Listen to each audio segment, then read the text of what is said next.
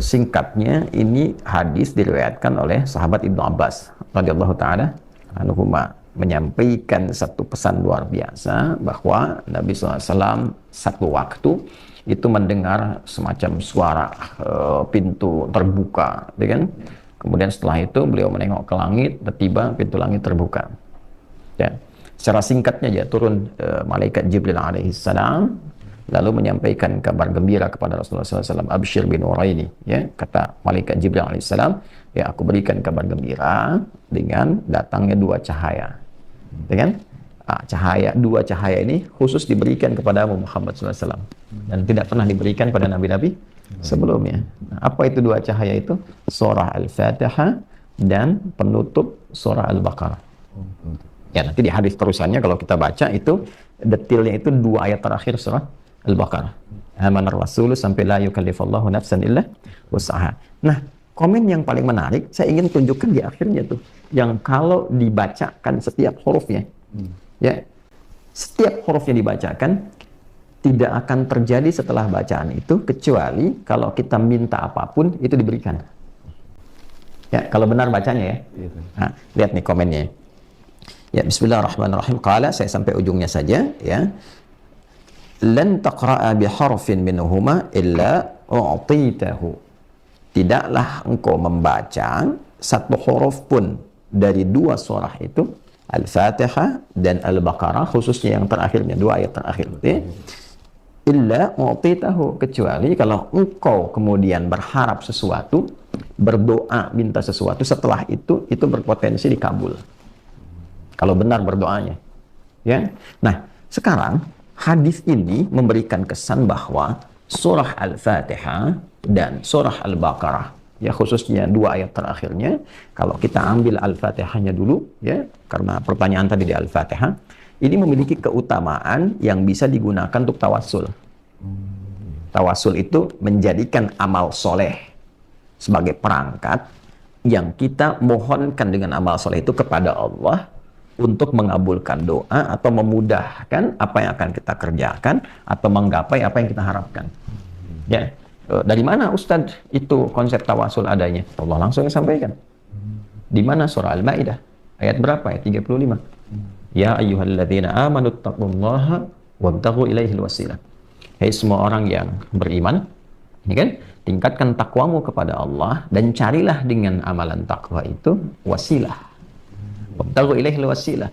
Jadi kalau rezeki misalnya ingin sesuatu ya yang dimudahkan oleh Allah, mau kerja nih dapat kemudahan, istri mau lahiran tadi kan, nah, biasanya fitrah kita kan minta berdoa kan, ya kan? Nah, doa itu bagian dari tawasul, amal soleh, itu fitrah manusia kan. Kalau dia merasa lemah, dia minta kepada Allah kan, kepada Tuhannya kan, Rabbul Alamin. Nah, doa ini bagian dari tawasul. Nah, apa yang dibaca dalam doa ini? Di antara sekian yang bisa kita bacakan dalam doa, surah Al-Fatihah. Nah, jadi Al-Fatihah ini bukan sekedar surah yang diturunkan, ya surah biasa, tapi surah ini juga bisa berperan sebagai wasilah, ya, yang kita bisa tawasulkan, memohon kepada Allah dengan bacaan surah itu, bahwa Allah mengabulkan hajat kita, mempermudah urusan kita, ya kan? Mengantarkan apa yang kita harapkan, mendatangkan apa yang kita inginkan. Itulah peran Al-Fatihah. Yang nerangkan siapa? Rasulullah SAW. Nabi dari mana? Malaikat Jibril. Kemudian yang meminta kita membaca itu, bagian dari tawasul, siapa? Allah langsung, Rabbul Alamin, Tuhan kita. Jelas ya? Nah, ini diantara rahasia. Kenapa kemudian Al-Fatihah dibaca dalam sholat? Fungsi sholat apa? Ya, betul. Dia ada 5 fungsi sholat. Ya, yang paling pokok. Dan itu ada di dalam Quran. Di antara 5 ini, menariknya kita kan sholat 5 kali yang pokok kan? Yang fardu kan? Nah, 5 kali sholat, ada 5 keutamaan dalam Quran. Yang paling pokok tentang sholat. Di antara 5 itu, bila sholat kita benar, itu mempercepat terkabulnya doa. Contoh, Quran surah ke-3, Ali Imran, ayat ke-38 sampai 39. Nabi Zakaria kan kisahnya viral kan, ya kan? Sudah beranjak sepuh, rambut memutih, fisiknya letih, saat yang bersamaan belum dikaruniai keturunan kan? Baik. Apa yang dilakukan oleh beliau? Berdoanya dalam keadaan apa? Dalam keadaan sholat. Ya, tapi nggak boleh ngarang nebak-nebak. Ya kan? Dari mana taunya? Nah, kembalikan ke ayat tadi. Al-Baqarah, Ali Imran, Quran surah ketiga Ali Imran ayat 38 sampai 39. Hunalika da'a Zakaria rabbah. Di mihrab Maryam itu, di mihrab tuh, Nabi Zakaria berdoa, bermohon kepada Rabbnya, pada Allah Subhanahu wa taala. Qala rabbi habli min ladunka dzurriyyatan thayyibah innaka sami'ud du'a. Ya Allah, banyak orang memvonis bahwa istriku tak mungkin punya keturunan. Secara medis, maaf, divonis monofos dan mandul.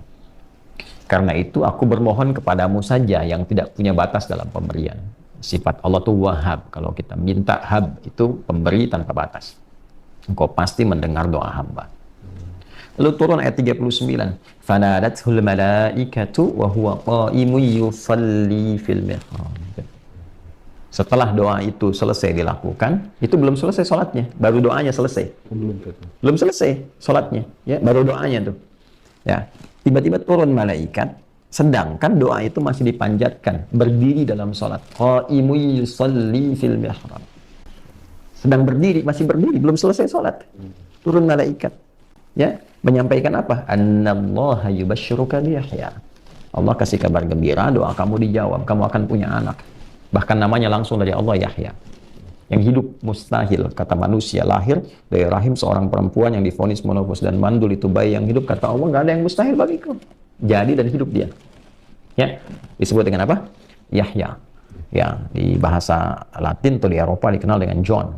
Ya, Yahya itu. Yohanes atau John. Ya, Yahya, Nabi Yahya alaihissalam. Itu terjadi, jawaban itu saat apa? Sholat.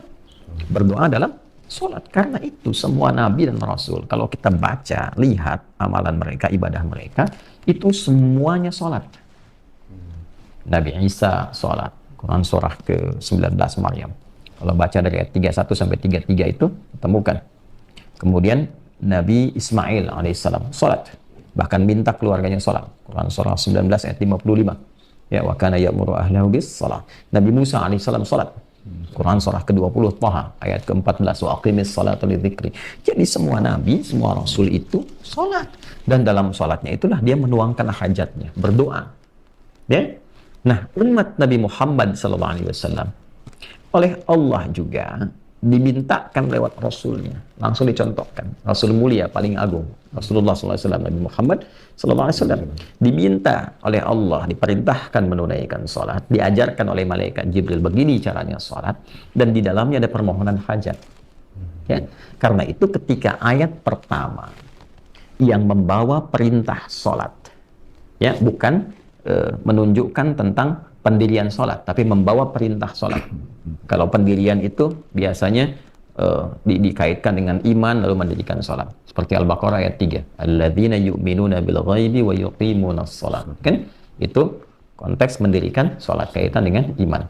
Tapi ketika diperintahkan ya, sholat untuk ditunaikan yang tidak dirangkai amalan lain seperti zakat, wa aqimus sholat wa atuz zakah, dan berdiri sendiri dalam sholatnya, itu perintahnya disertai dengan permohonan hajat. Al-Baqarah ayat 45. Wasta'inu bis sabri was shalah wa innaha lakabiratun illa 'alal khashiyin. Jika engkau punya persoalan, punya hajat dalam hidup, terima dulu persoalan itu sebagai ujian dengan kesabaran. Terima, karena Allah menguji itu untuk meningkatkan kualitas hidup, bukan untuk merendahkan. Jelas ya? Lalu engkau minta solusi kepada Allah lewat sholat. Ya, bahkan kalau nanti ada hamba yang kurang yakin, imannya dipertanyakan. Karena itu di Al-Baqarah ayat 153 ditekankan lagi dengan kalimat imannya. Ya ayyuhalladzina amanu ista'inu bis-sabri was-shalah. Innallaha ma'as sabirin. Jadi kata Allah, wasta'inu, minta solusi, minta pertolongan dari hajatmu itu. Nah, menariknya saat kita tunaikan sholat itu, lalu kita katakan, ya Allah, Engkau perintahkan aku meminta, aku lakukan sekarang. Ya kan? Dalam ibadah ini, dalam sholat ini. Anda kalau ingin merubah kalimat perintah, wasta'inu, menjadi kalimat permohonan, rubah menjadi nasta'in. Wasta'inu, jadi nasta'in, nasta'inu. Saya tanya, kita dalam sholat tuh baca nggak kalimat nasta'in?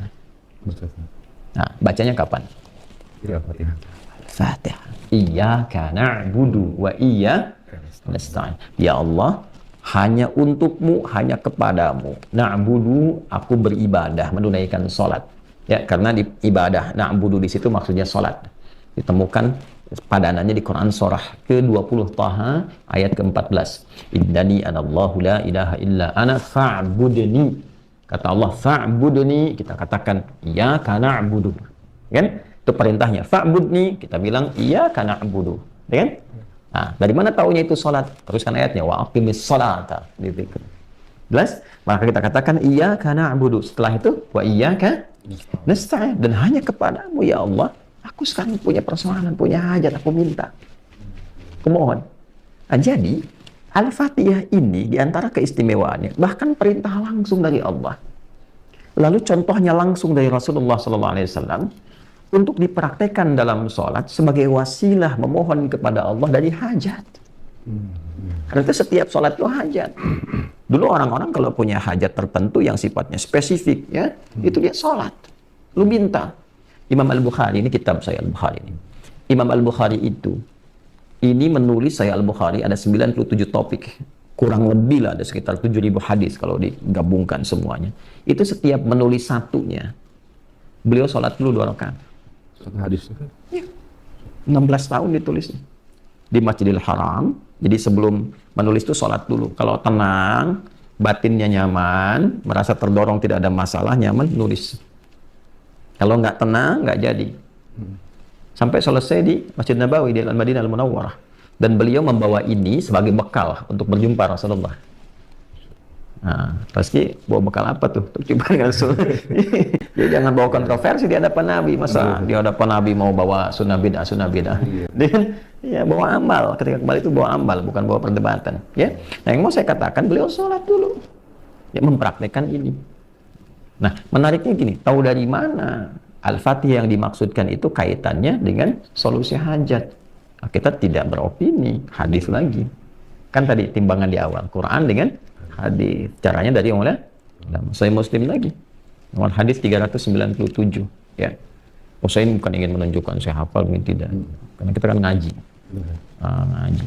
Kamu mau baca, lihat sendiri, 397. Nah, ini ya.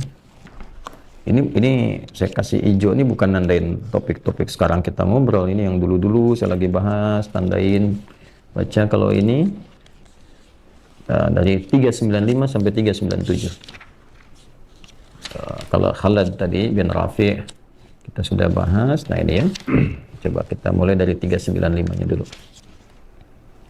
392, 94, 95. Nah ini ya, coba tuh lihat tuh. Ya, ini Kitabus Shalah, topik nomor 4 ya. Nah, ini nomor 395. Dari sini dulu nih. Ya, ini kan panjang. Saya bisa bacakan hadisnya dari sahabat Abu Hurairah. Lihat ujungnya tuh. Ya, kalau dari sini ini kan kisahnya Khalad bin Rafi' ya. Kemudian setelah itu masuk ke orang yang mencuri-curi salat karena dia berusaha untuk meninggalkan Al-Fatihah. Ini dari Abu Hurairah nih. An Abi Hurairah ya, radhiyallahu ta'ala anhu, an Nabi sallallahu alaihi wasallam. Baik, saya bacakan cepat aja. Ya. Ini hadisnya qudsi.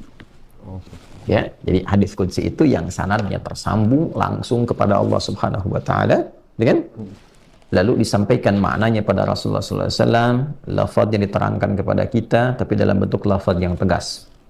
Ya, jadi Nabi langsung menisbatkan persanadannya kepada Allah. Qala Allah azza wa jalla. Baik ya, kalau hadis-hadis yang bukan qudsi, Nabi langsung mengatakan. Sanadnya tidak disambungkan langsung, tapi maknanya diberikan oleh Allah. Wa ma yantiqu 'anil hawa in huwa illa wahyu yuha. Wahyu kepada Nabi sampaikan. Jadi hadis biasa itu bentuknya Allah ilhamkan berupa wahyu kepada Rasulullah SAW. Beliau lafadznya langsung dari Nabi disampaikan. Nabi menyampaikan innamal a'malu binniyat. Lafadznya dari Nabi, tapi maknanya Allah yang sampaikan. Kalau Quran, lafadz dan maknanya langsung dari Allah. Jelas? Kalau hadis qudsi itu maknanya dari Allah Subhanahu wa taala, lafadznya Nabi tegaskan tapi sanadnya Nabi sambungkan kepada Allah. Qala Allah azza wa jalla. Ya, kata Nabi, qala Allah azza wa jalla wa kama qala sallallahu alaihi wasallam, qasamtus shalah baini wa baina 'abdi. Allah itu berfirman, aku membagi salat itu 2 bagian, antara hak aku dan hak hambaku. Ya, wali abdi masal, dan hambaku bila benar menunaikan kewajibannya sebagai hak aku. Jadi kalau ada hak ada apa? Kewajiban kan? Jadi hak Allah kewajiban kita, hak kita kewajiban Allah kepada kita.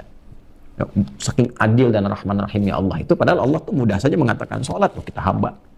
Tapi karena rahman dan rahimnya, ya menjelaskan kenapa engkau mesti sholat.